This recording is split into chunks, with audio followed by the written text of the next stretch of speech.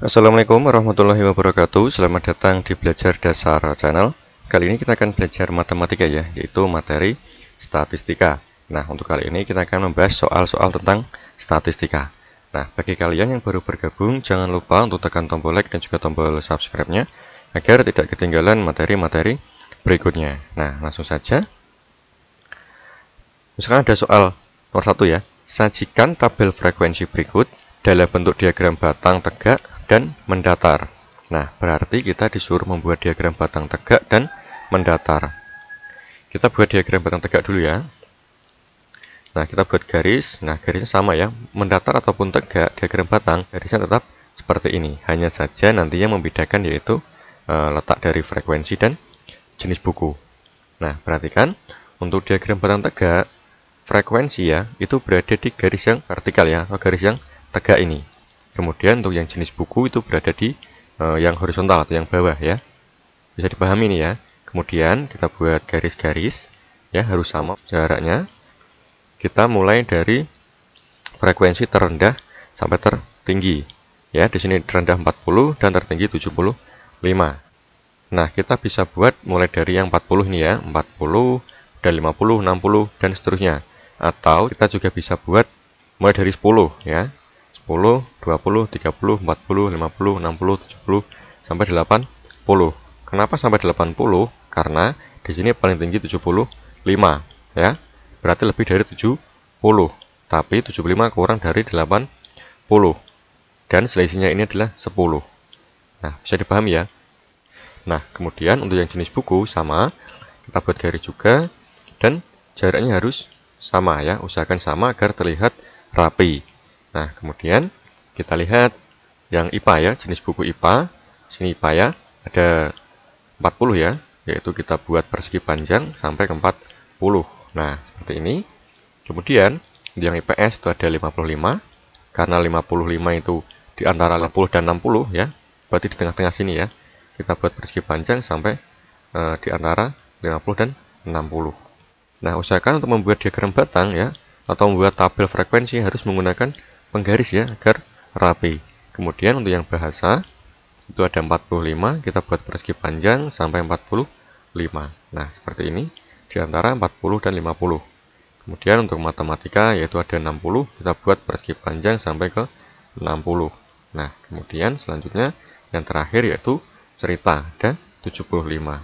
Nah, kita buat persegi panjang sampai ke 75. Nah, seperti ini. Nah, sudah jadi untuk diagram batang tegak. Bisa dipahami ini ya. Kemudian, untuk membuat diagram batang mendatar, perhatikan. Sekarang yang mendatar ya. Sama, kita buat garis vertikal dan garis horizontalnya seperti tadi. Kemudian, untuk jenis buku dan frekuensi ya, yang membedakan ya. Yang bawah, ini menjadi frekuensi ya. Untuk diagram batang mendatar, frekuensi yang di bawah. Kalau yang tegak itu di yang atas ya, atau yang vertikal ya, yang tegak lurus ke atas. Kemudian untuk jenis buku itu ganti di sini yang tegak. Bisa dipahami ya. Kemudian frekuensi sama, kita buat garis-garis yang jaraknya sama. Kemudian kita bisa mulai dari 10 lagi sampai 80. Nah, selanjutnya kita mulai dari jenis buku IPA ya, itu berada di paling bawah, tidak di sini ya, tapi di sini. Kemudian kita tulis IPA. Kemudian di sini ada IPS, ada bahasa, matematika, dan ada cerita. Nah, kemudian sama seperti tadi, IPA ada 40, ya, frekuensinya 40, kita buat persegi panjang sampai 40. Nah, seperti ini. Dari sini ke sini, tadi kan dari sini ke sini. Nah, kemudian untuk IPS 55 ya, di antara 50 dan 60. Kemudian bahasa, itu ada 45, kita buat persegi panjang sampai 45. Kemudian matematika ada 60, yaitu kita buat persegi panjang sampai 60. Kemudian yang terakhir adalah cerita, yaitu ada 75, kita buat persegi panjang sampai 75. Nah, seperti ini. Nah, sudah jadi ya diagram batang tegak dan mendatar. Yang ini yang mendatar ya. Nah, kemudian untuk soal nomor 2 misalkan, diagram batang tegak berikut ini tentang data hasil panen di Desa Soka tahun 2015. Diagram batang hasil panen di Desa Soka tahun 2015. Nah, ini ada hasil panennya, yaitu kacang tanah, kacang kedelai, jagung, ketela, pohon. Nah, ini jumlahnya dalam satuan ton ya. Berarti 100 ton, 200 ton, 300 ton, 400 ton, 500 ton, 600 ton. Berdasarkan diagram batang tegak di bawah, jawablah pertanyaan-pertanyaan berikut ini. A. Berapa ton seluruh hasil panen di Desa Soka tahun 2015? Hasil panen Desa Soka tahun 2015 ya. Perhatikan di sini, seluruh hasil panen. Berarti hasil panennya kan ada kacang tanah, kacang kedelai, jagung, ketela, pohon. Maka kita jumlahkan semua hasilnya ini. Yang pertama ya, yaitu kita tulis dulu ada kacang tanah, kemudian ada kacang kedelai, ada jagung, kemudian ketela, pohon. Nah, kacang tanah itu ada berapa ton? Nah, lihat sini ya. Nah, ada 200 ton ya, ada 200. Kemudian yang kacang kedelai itu ada 100 ya. Kemudian jagung itu ada, nah ini 400 ton. Kemudian yang terakhir adalah ketela pohon ya, yang paling tinggi yaitu ada 600 ton. Nah, sekarang kita jumlahkan. 0 turunkan. Nah, kemudian 2 tambah 1, 3 tambah 4, 7 tambah 6, 13.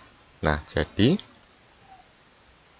jumlah seluruh hasil panen di Desa Soka tahun 2015 adalah 1.300 ton. Ya, bisa dipahami ya. Kan ditanyakan seluruh hasil panen. Jadi seluruhnya ini kita jumlahkan yaitu 1.300 ton. Nah, kemudian soal nomor 2 atau yang B ya. Hasil panen apakah yang paling banyak?